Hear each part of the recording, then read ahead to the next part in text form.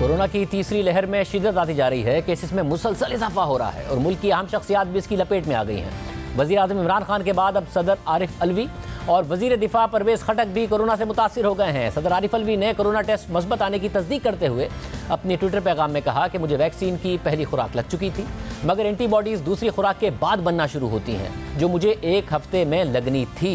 ये बड़ी अहम बात है, ये बड़ा अहम पैगाम है, इसलिए आप सब वैक्सीन ज़रूर लगवाइए। दूसरी जानिब मुल्क भर में मुसलसल 4 रोज़ से रोज़ाना 4000 से ज़ायद केसेस रिपोर्ट हो रहे हैं। गुज़िश्ता 24 घंटों के दौरान 4525 नए केसेस रिपोर्ट हुए हैं और मस्बत केसेस की शरह 11.2% तक पहुँच गई है।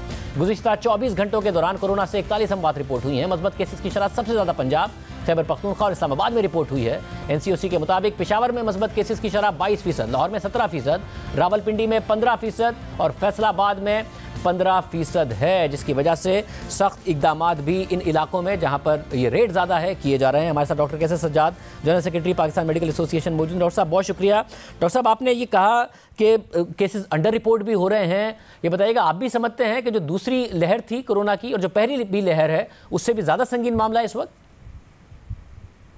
जी हाँ, ये बिल्कुल ये बात दुरुस्त है कि ये पहली दूसरी वेव से ज़्यादा थर्ड वेव खतरनाक है। उसकी वजह ये है कि इस थर्ड वेव में पहले वेव की जो वेरिएंट थे, कोरोना के सेकंड वेव की जो वेरिएंट थे, उसके साथ जो यूके वेरिएंट्स आ गया है, ये मिलके एक नई शक्ल सारा इख्तियार कर गया। सारे वेरिएंट्स इस वक्त मौजूद हैं तीनों, और सबसे ज़्यादा जो मुश्किलात का सामना करना पड़ रहा है वो है यूके वेरिएंट्स, क्योंकि वो बहुत तेज़ी से एक से दूसरे में फैल जाता है। तकरीबन उसकी जो कुव्वत होती है वो तकरीबन 60 to 65% बहुत ज़्यादा तेज़ी से एक से दूसरे में ये मुंतकिल हो जाता है कोरोना वायरस। लिहाजा मैं समझता हूँ कि ये एक सीरियस मामला है, और इसके अंदर जो सीरियसनेस सबसे ज्यादा है वो ये है कि ये बच्चों को, खासकर 10 साल से कम उम्र के बच्चों पे ये अटैक करता है, उनको बीमार करता है।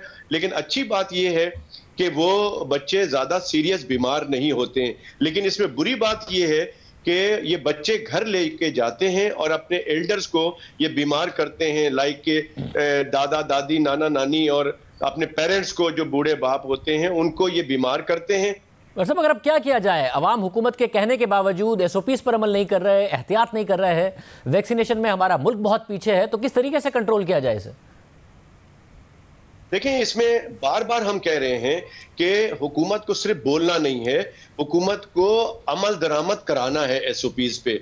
अगर आप सिर्फ कहते रहेंगे तो ये काम चलेगा नहीं। दूसरी बात यह है कि तकरीबन 70 से 75% आवाम को, आपकी पॉपुलेशन को वैक्सीनेट करना पड़ेगा, और एज अर्ली एज पॉसिबल उनको वैक्सीनेट करना पड़ेगा, जितनी जल्दी हो सके।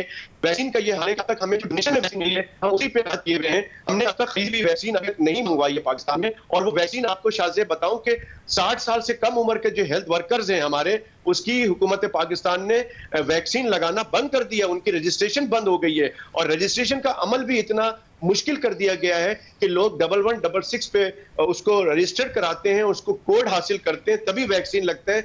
लेकिन उसमें भी 60 साल से ज्यादा उम्र के लोगों को बहुत परेशानी है, डिफरेंट मैसेजेस आते हैं और वैक्सीन नहीं लगता है। तो मैं समझता हूं कि ये हुकूमत को बहुत आसान करना पड़ेगा, और उसके लिए जरूरी है कि आप सिर्फ शनाख्ती कार्ड के ऊपर लोगों को वैक्सीन लगाइए।